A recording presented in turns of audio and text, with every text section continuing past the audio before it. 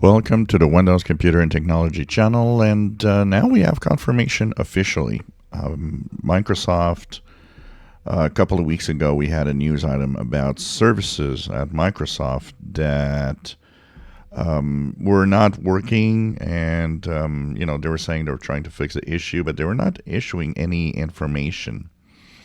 So June 7th, 8th, and a few times June 9th and 10th also, there were outages of Azure Portal, of OneDrive, of Outlook, and Microsoft wasn't just saying anything. And of course, there was this talk that a group that was actually apparently doing distributed denial of service attacks, but Microsoft never mentioned anything.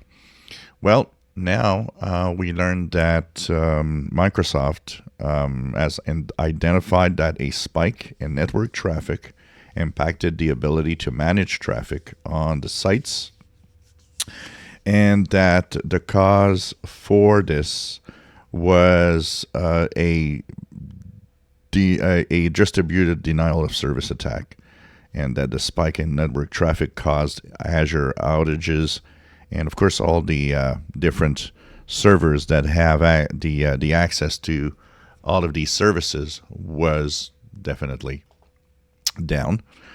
So this is official now. Microsoft does say that they were getting DDoS attacks. Who is the Anonymous Sudan group? Well, Microsoft tracks the threat actors as Storm 1359, which is known as Anonymous Sudan. And they actually launched in January 2023, warning that they would conduct attacks against country that opposes Sudan and so on. A lot of experts think that this possibly comes from maybe Russia. And there was even, of course, some ransom that were actually asked.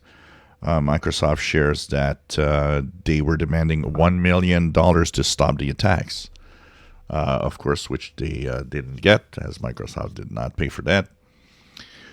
So if something else happens, who knows? Maybe it could be linked to this again, but now it is confirmed that this was a group that was actually doing attacks on the servers and, of course, blocking access to the services. If you enjoy my videos, please subscribe, give us thumbs up. Thank you for watching.